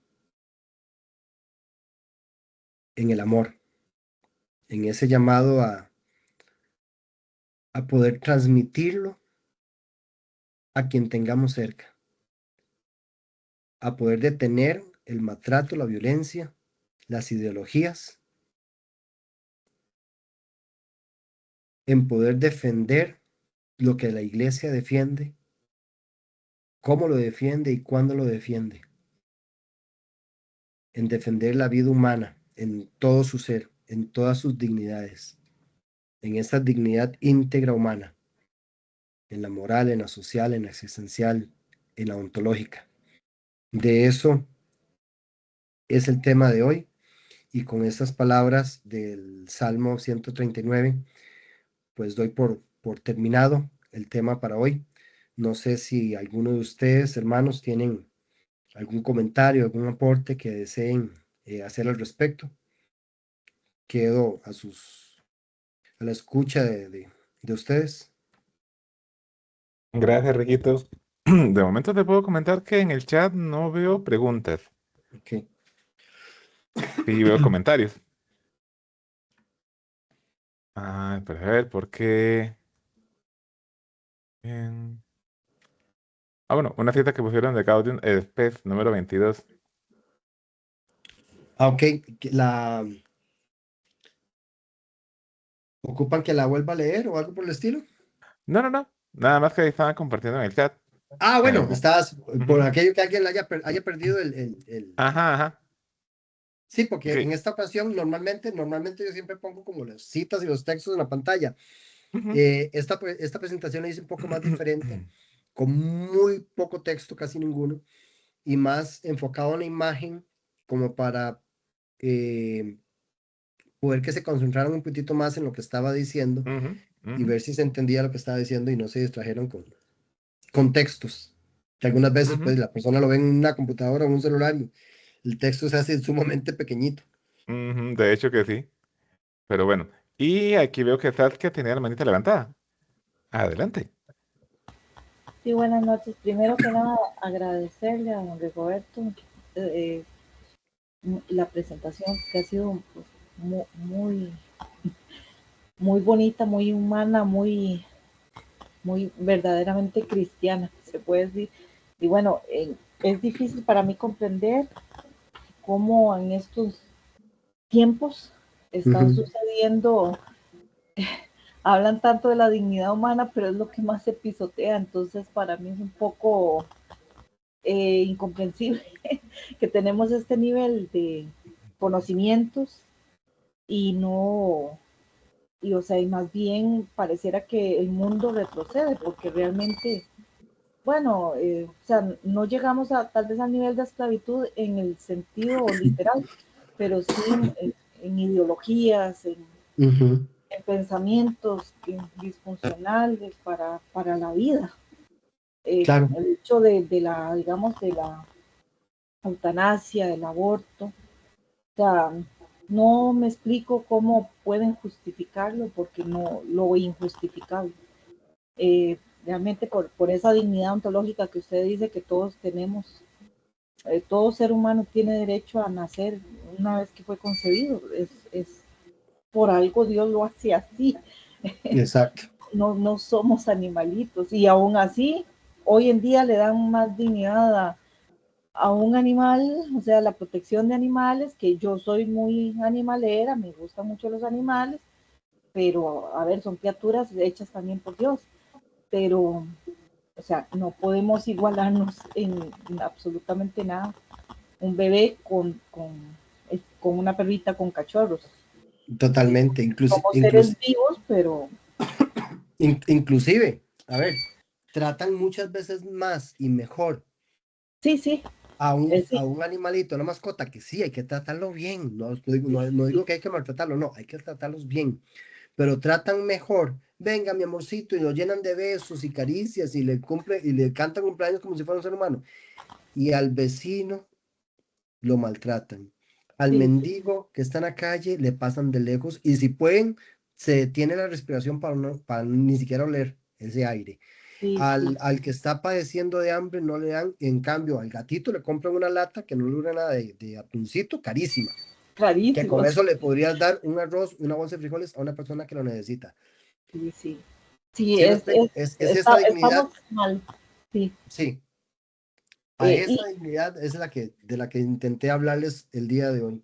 sí, correcto, por eso me queda muy claro, bueno, y siempre he creído que la posición católica es la única correcta, porque realmente es la única en el mundo correcta, porque incluso, bueno, algunas otras denominaciones cristianas también defienden la dignidad, pero bueno, a veces Sí, los llamados cristianos pues se tiran a política y a favor del aborto, o sea, no, por favor, y bueno, y católicos, es que ¿no? somos, Y es una, iglesias protestantes que aprueban eso, que aprueban tantas cosas tan incoherentes y tan sí, que no, antibíblicas, anticristianas, ¿verdad? sí, Y es que aparte, todo, la iglesia que bien decís que es la que tiene toda esa claridad, dinos, que es madre maestra, nos dota a nosotros con la sabiduría que solamente proviene del Espíritu Santo a tratar todos estos temas y a defenderlos. Usted no ve a un pastor ahí de cualquier barrio siendo llamado por el gobierno para que traten temas sociales y temas, ¿no? ¿A quién llaman?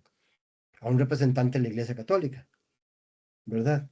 Nos tenemos un pastor en Naciones Unidas, ahí dentro de los podios. Bueno, ¿Quién, por dicha, quién tiene un representante? Sí, pues no, por dicha. Pero es porque que si no, igual, ¿por qué? Porque no son autoridades, no son autoridades per se que puedan tener esa posición, esa postura.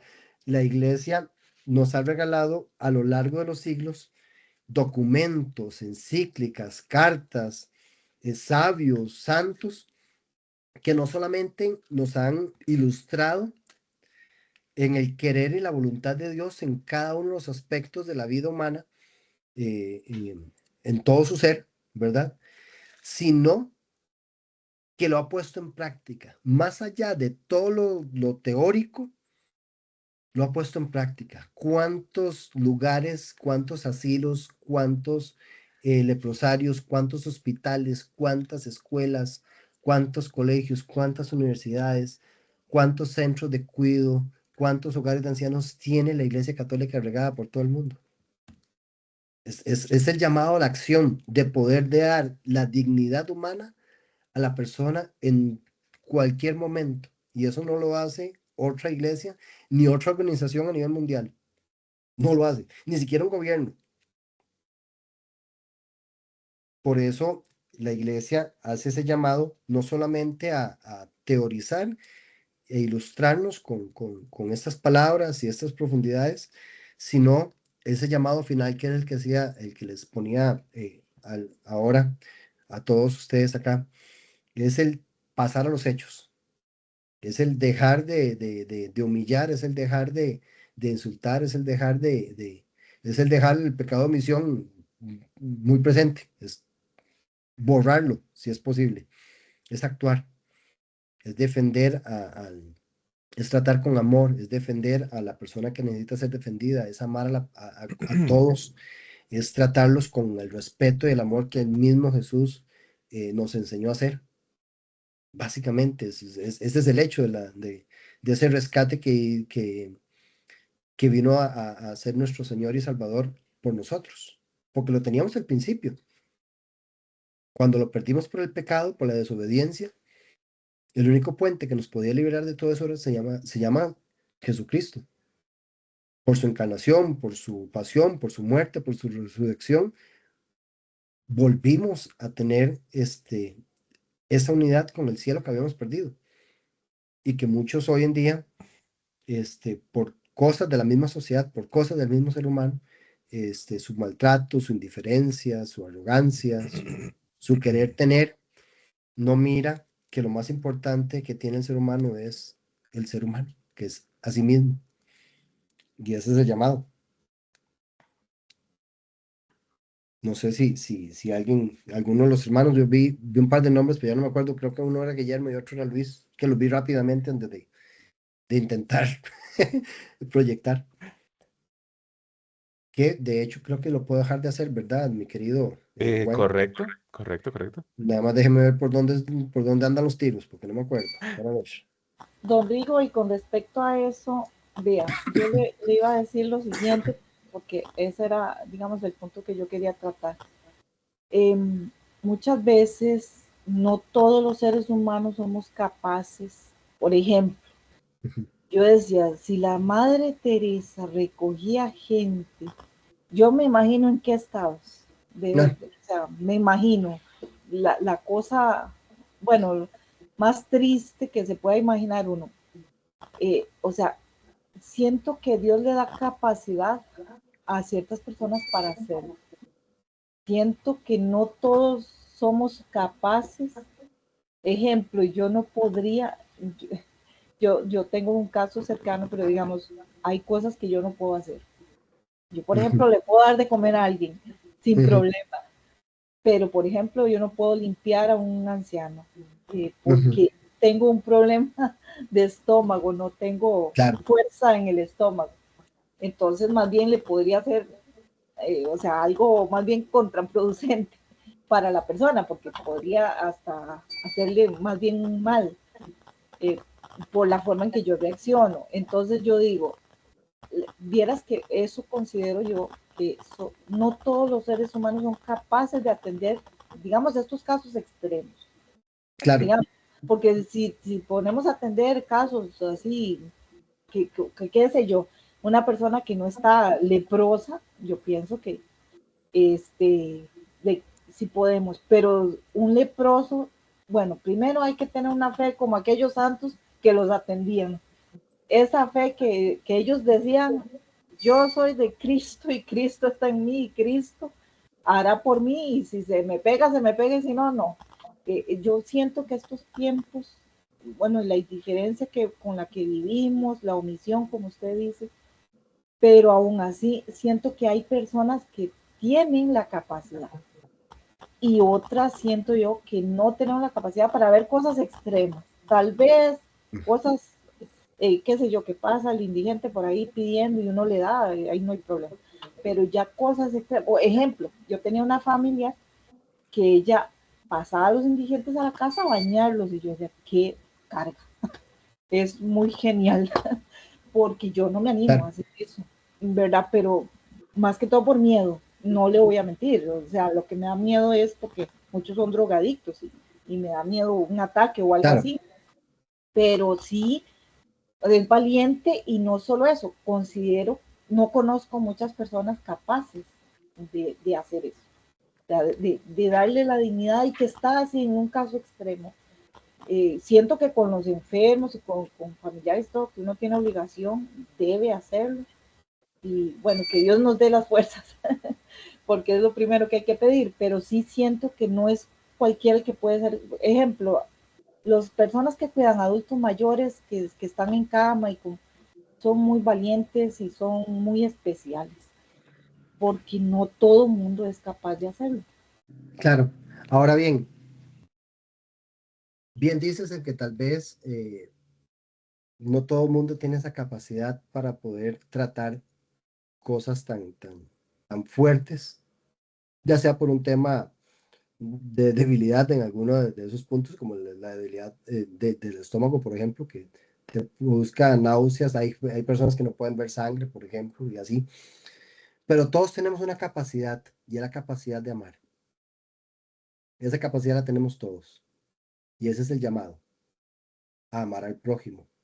Tal vez unos tienen esa capacidad de poder hacer todo eso como la madre Teresa Calcuta, que tenía esa capacidad, y muchos otros santos, y muchas personas actuales en el anonimato, ni siquiera que tengan el nombre de santo, que actúan en los hospitales, que actúan en los leprosarios, que actúan en los hogares de ancianos, tratando a esas personas, que tienen esa capacidad, pero es que ellos tienen la misma capacidad de nosotros, la capacidad de amar, con la diferencia que ellos obran de una forma y nosotros también, Saskia, podemos obrar de otra.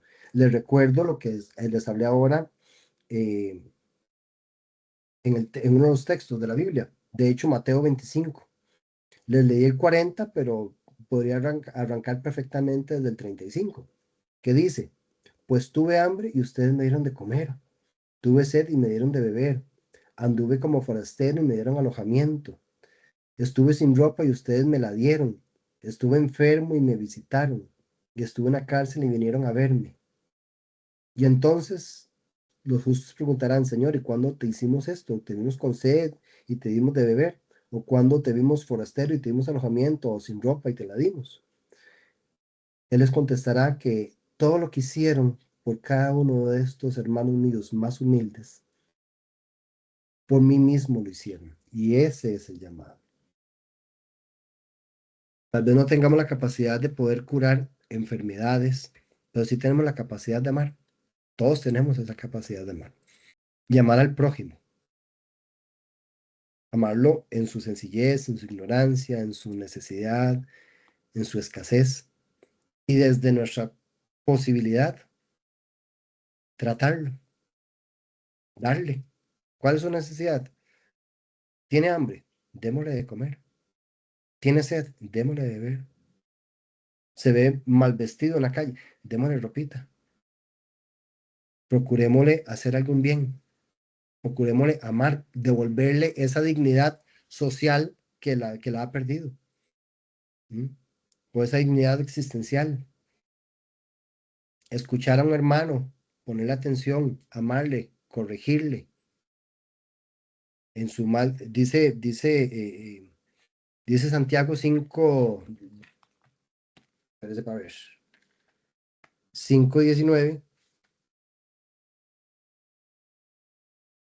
a ver si lo encuentro.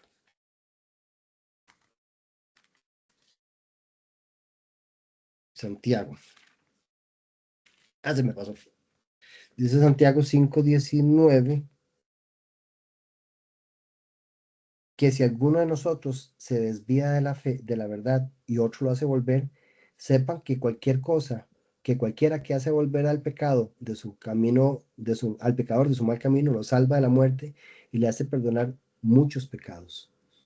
Inclusive, poder tratar los temas de nuestra fe con amor es un acto de misericordia y puede salvar a una persona de su mal camino. La puede volver a enderezar. Son acciones. Lo que Jesús nos llama es a actuar. Un amor activo. No un amor solamente intelectual, no, no. Es un amor activo.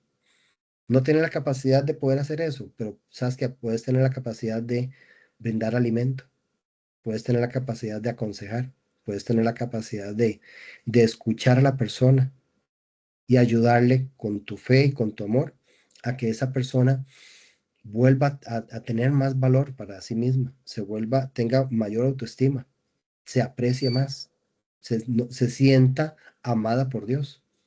Y eso, todos los presentes tenemos esa capacidad. Exacto, exacto. En eso estamos totalmente de acuerdo. Por eso le decía, Ujú. esas cosas las podemos hacer. Las de ver personas que están en Sí, algún tipo de extremidad es lo que considero que solo hay ciertas personas con esa capacidad. Y las admiro muchísimo porque deben ser muy grandes personas. Realmente la persona que trata enfermos, que cuida ancianitos, o sea, realmente son dignos de admirar porque realmente no debe ser fácil. dignos de imitar, Sí, porque ellos, a su vez, como decía San Pablo, imítenme a mí, así como yo imito a Cristo. sí, sí. Pero estamos de acuerdo que con todo lo demás es posible para todos. Ujú. No sé, bueno, saludos a don Luis, a Fabián, a Marisol. eh, Se conectaron en algún momento, no me percaté. Hermanos, saludos y buenas noches. Bendiciones. Marisol tiene la mano levantada, mi querido Wyler. ¿Correcto? ¿Eso iba a Ujú. decir? Buenas noches. Buenas Hola. noches. Gracias. Muy bonito el tema. Y quería preguntarle de los 4 conceptos que usted mencionó. Primero dijo que eran 4 tipos de dignidad. Bueno, así entendí. Sí, cuatro Y conceptos de después la dignidad. dijo Ajá. que eran 4 dimensiones. Es, es, son, Entonces, son, ¿cuál sería el no, fin? es lo mismo. Es igual, es igual.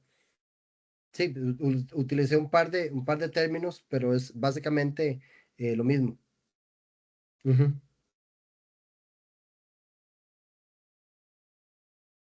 Entonces son como 4 dimensiones de la dignidad, más bien. Sí, O sí, sí, son 4 sí, es dimensiones. correcto. Sí, dimensiones puede ser la palabra más correcta para usar. Y la otra, bueno, antes de que se me olvide, esa es la otra duda de eso que estaba comentando Saskia. Quiero Ujú. contarles que yo soy un ser súper asqueroso porque tengo el olfato muy desarrollado. A mí me llegan olores que a Su- nadie le llegan Sensible, y puro mi, súper puro, sensibles, sí. puro mi esposa. Alguien está Ujú. fumando un cigarrillo de tabaco a 100 metros y, amor, alguien está fumando, solo a ver Ajá. quién es. Y yo, Ah, amor, no, estamos por la plaza.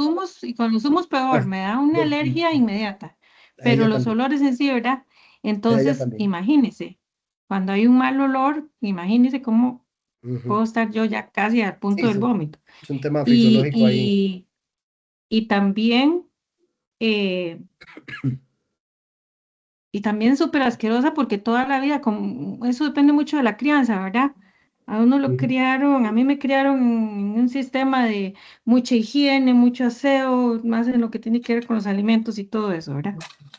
Claro. Pues yo hace años fui de misionera en una misión en Ecuador Ah, qué belleza. y me tocó comer rata.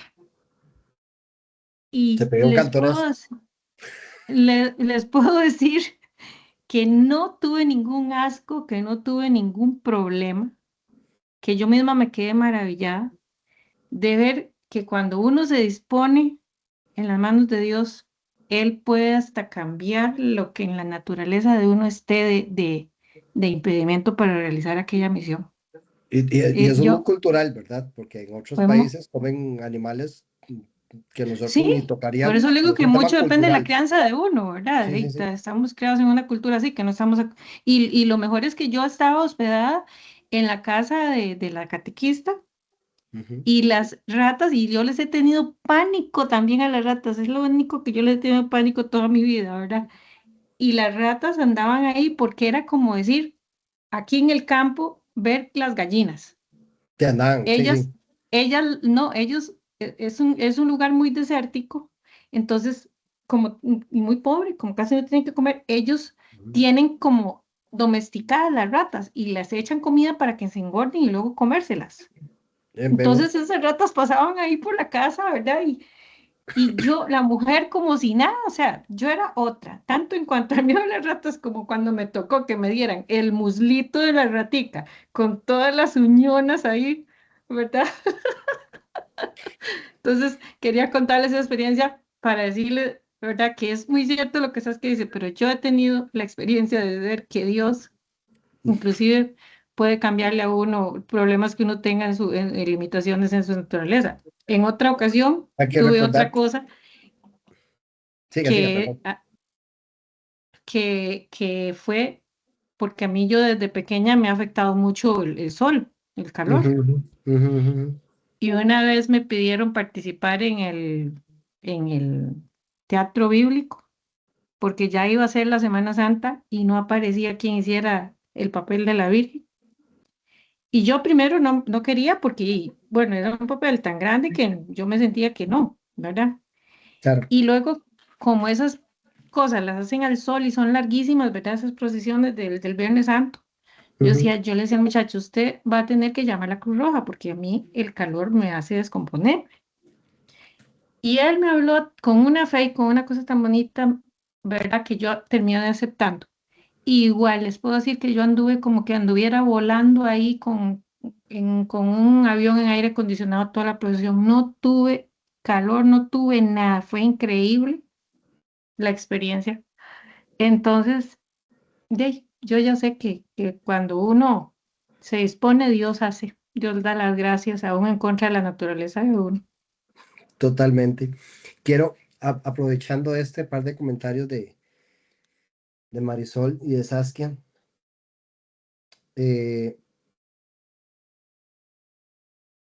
hay un pasaje bíblico, lo podemos resumir en una frase que yo sé que todos ustedes conocen, pero esa frase sale de un pasaje bíblico, de 2 Corintios 1, 21 en adelante, 21, 22 y 23. Dice que, y Dios es el que a nosotros y a ustedes nos ha afirmado al unirnos a Cristo y nos ha consagrado, nos ha marcado con su sello y ha puesto en nuestro corazón el Espíritu Santo como garantía de lo que vamos a recibir. Pero si todavía no he ido, la carta es como un tema de Pablo da sus motivos del por qué no pudo viajar a Corinto, por eso la carta, ¿sí? Este,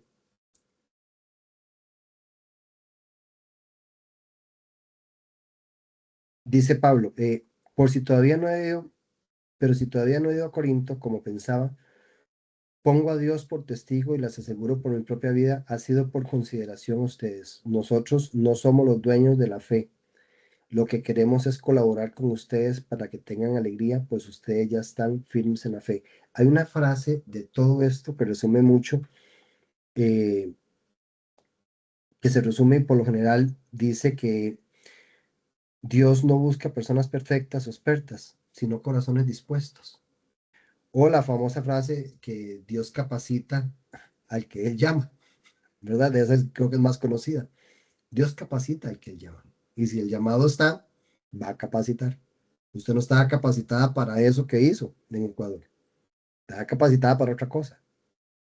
Y ahorita traes a colación y pones en la mesa una situación que sobrepasaba lo tuyo. Tu experiencia propia personal, tu debilidad la sobrepasaste, con tal de poder hacer tu labor de misión. Dios capacita al que llama. Y no solamente vemos con esto el tema de la enseñanza, de la doctrina, sino de todas esas debilidades que como humanos tenemos para poder sobrellevar la misión de la cual hemos sido llamados, porque por humanidad, por debilidad humana y demás, ninguno de los santos, por, por fuerza propia, ha podido hacer lo que hizo si no fuera porque Dios mismo le dio esa capacidad. ¿O me equivoco, mi querido Wyler? Que lo tiene muteado Ah, no, está bien. Ajá, correcto. ¿Qué me decías? Que ninguno de nosotros por capacidad humana eh, llega a ser santo, sino que es Dios el que nos capacita para poder obrar en amor y en misericordia. Ujú. Todo eso que hoy, el hoy por hoy, hace que los santos tengan esa santidad. Si por fuerza humana, vea, todos hubiéramos caído. Si no fuera porque Dios, en su infinito amor, nos da la capacidad de poder ejecutar la misión del cual fue llamado, como el ejemplo que ponía Marisol. Tenía esa Correcto. limitante Y y la sobrepasó. de Y hecho, hoy me imagino les que la iba a llena de compartir. orgullo poder salir de eso, porque venciste un miedo y venciste una cultura, porque el fin tuyo era ir a misionar. ¿Cuántas veces Pablo, a ver, el famoso, que todo el mundo la resume, no entiendo por qué, les encanta nada más un pedacito de la Biblia, no, contexto anterior, ¿verdad? A ver, ¿qué se me dice? Bueno, mientras Riguito lo busca, lo que les iba a compartir, que bueno, no crean que los santos también lo tuvieron fácil de buenas a primeras. Estaba recordando en la biografía de San Francisco de Asís, quien ha tenido la oportunidad de leerla, muy linda, por cierto, Ujú. que para los que lo han leído, el primer encuentro que él tuvo con un leproso no fue para nada fácil. De hecho, él no lo logró. Intentó abrazar a un leproso y no lo logró. De hecho, él sentía repulsión por los leprosos. Entonces, sí, la primera vez que él intentó, por más amor a Dios, no lo logró. Fue en el segundo intento, tercero, creo. Pero sí, buenas a primeras, no lo logró. Por ejemplo, podemos resumir, eh, y la gente resume y resume mal, o se atribuye una frase sin pasar por todo lo que la frase, sin pasar por todo lo que la persona de Pablo vivió para poder decir eso. Por ejemplo, el famoso Filipenses 4:13, que todo lo puedo en Cristo que me fortalece. Y la gente, yo todo lo puedo en Cristo que me fortalece, pero, ajá, para que Pablo llegara a decir eso, hay que devolverse unos versículos, ¿verdad? Dice Pablo, por ejemplo, me alegro en el versículo 10, me alegro mucho en el Señor de que ustedes hayan vuelto a pensar en mí. No quiero decir que me hayan olvidado, sino que no tenían la oportunidad de ayudarme. No lo digo porque yo esté necesitado, pues he aprendido, y ahí está la diferencia, he aprendido a contentarme con lo que tengo. Sé lo que es vivir en la pobreza y también sé lo que es vivir en la abundancia. He aprendido a hacer frente a cualquier situación, lo mismo a estar satisfecho que a tener hambre, a tener de sobra que a no tener nada.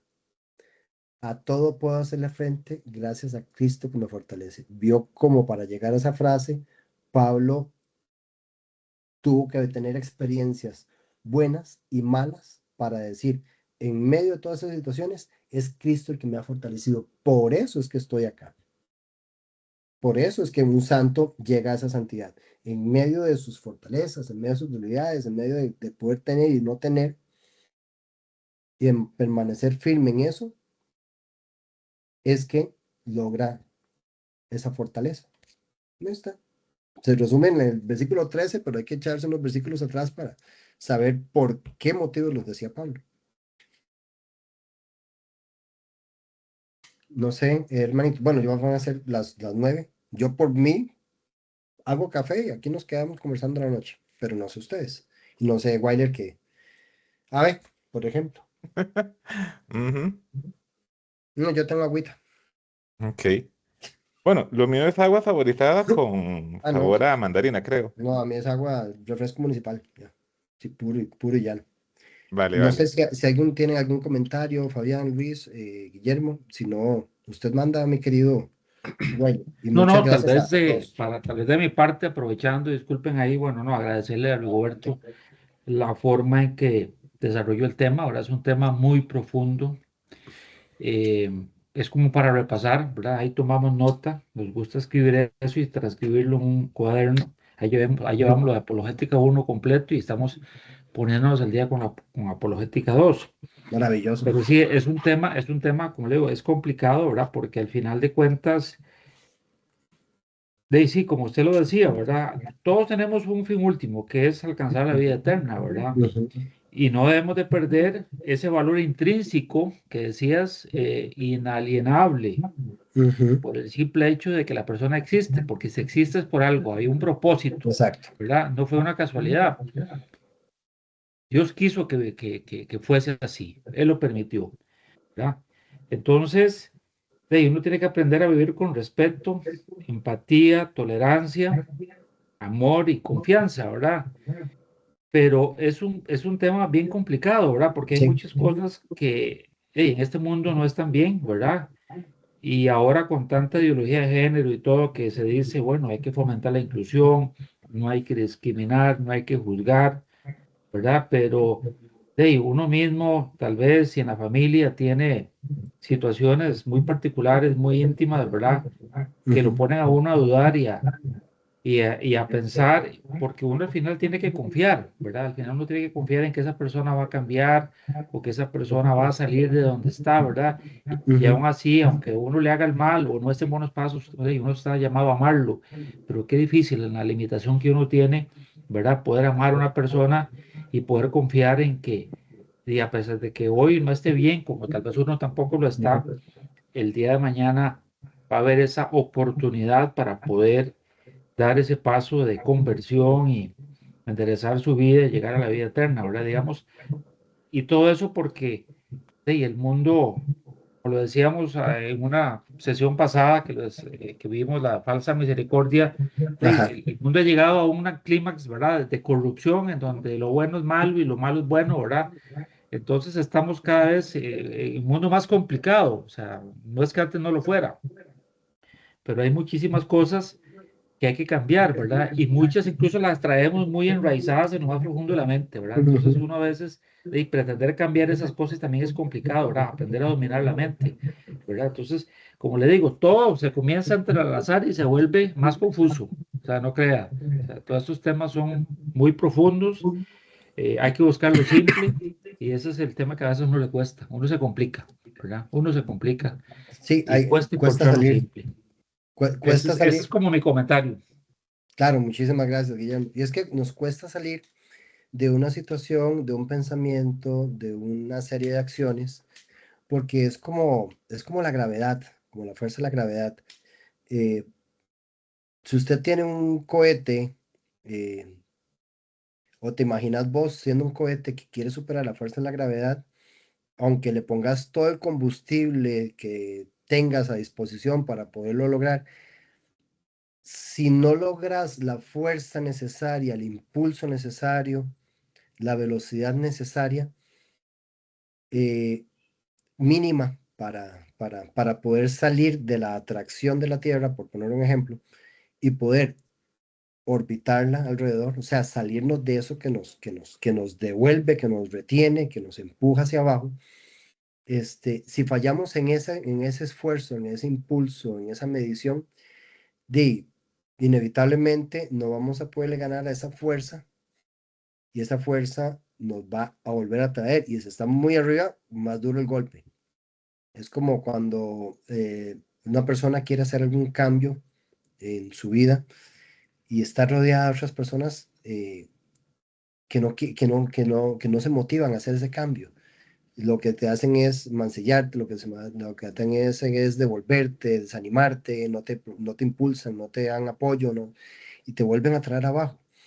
En el caso de la dignidad y demás, es ese actuar de nosotros que tiene que ser vehemente, constante, continuo, de poder hacer esos cambios de pensamiento, esos cambios culturales, porque déjeme ver si me acuerdo, algunas veces me viene a la mente alguna cita ahí. Para poder cambiar las cosas, toca cambiar muchas veces nuestra manera de pensar, que eso es lo que tal vez vos por ahí decías, es muy difícil por situaciones, ¿no? Para ver si no me estoy equivocando, era este, para ver. ¿Sí? Ve, Biblia, Romanos 12.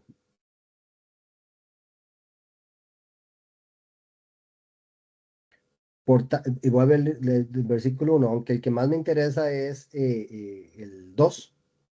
No, vamos a leer el 2, total. Dice Romanos 12:2, no vivan ya según los criterios del tiempo presente. O sea, mucho, ¿verdad? A lo que va el tema ahorita, no solamente esa frase de entrada. No vivan ya según los criterios del tiempo presente. Al contrario, cambien su manera de pensar para que así cambie su manera de vivir y lleguen a conocer la voluntad de Dios, es decir, lo que es bueno, lo que le es grato, lo que le es perfecto. ¿Qué tal esa frase? ¿Qué tal esa cita bíblica? Romanos 12:2. Muy apropiada, la verdad que sí. Cambiar nuestra manera de pensar para cambiar nuestra manera de vivir. Dejar de pensar en ver cómo podemos humillar al hermano, maltratar al hermano y hacer lo que Dios nos está pidiendo que hagamos. Pero para comenzar a hacer ese trabajo que cuesta mucho, toca cambiar nuestro pensamiento. Toca ponernos en sintonía con Dios y pensar como pensaba Cristo y actuar como actuaba Cristo. Y esto es válido para cualquier situación, sea económica, sea de relaciones humanas, sea de todo. Cambia nuestra manera de pensar, cambia nuestra manera de vivir. Y el llamado que nos hace la Biblia es para que así podamos llegar a vivir bien y conocer la voluntad de Dios, que es lo bueno, lo grato y lo perfecto. Muy apropiada, siento yo, esta frase de Romanos 12. Yo se la Biblia siempre a la mano porque alguna se le ocurre una cita o le viene a la mente una cita a uno y ahí están. Hemos sacado, no sé, 2 o 3 citas de la manga. Yo hablando, pero en digital en el celular. Ah, qué lindo, ¿no? No, aquí está, aquí hay celular, pero no, aquí está. Vale. La manita. Bueno, ¿alguna última duda, pregunta, queja, comentario, chisme? ¿Quién me les puedo contar que ganó Portugal? Ya, ve por chismoso. Bueno, si no hubiera nada más, Riquito, así como nos ayudaste al inicio, ¿nos ayudas ahora al final? Una oración Por favor. espontánea, listo, con todo gusto, Ujú, hermanos. Bueno, ya estábamos en actitud de oración desde el principio, ¿no?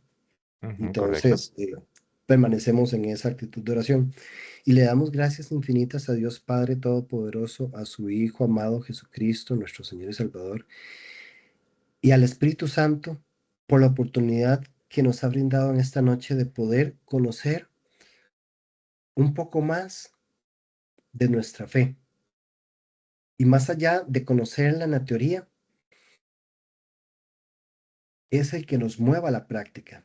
Te pedimos, amado Señor nuestro, Dios, que nos facultes en la capacidad de poder llevar a cabo la misión que tú tienes para cada uno de nosotros en nuestras vidas, de poder amar al prójimo, de poder trabajar y defender la dignidad humana en todos sus aspectos, en todas sus dimensiones, porque de una u otra forma el mundo y su actuar, su cultura de muerte, nos aleja cada vez más de ti, nos aleja cada vez más del ser ontológico que somos, de esa dignidad humana que tenemos,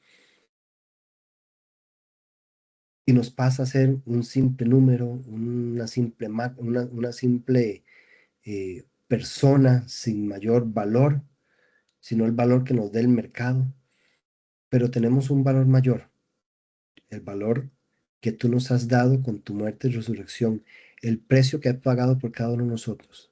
Y ayúdanos a poder acercarnos a cada persona y poderles transmitir ese valor, que ellos se sientan y se sepan amados, que ellos se sientan dignos.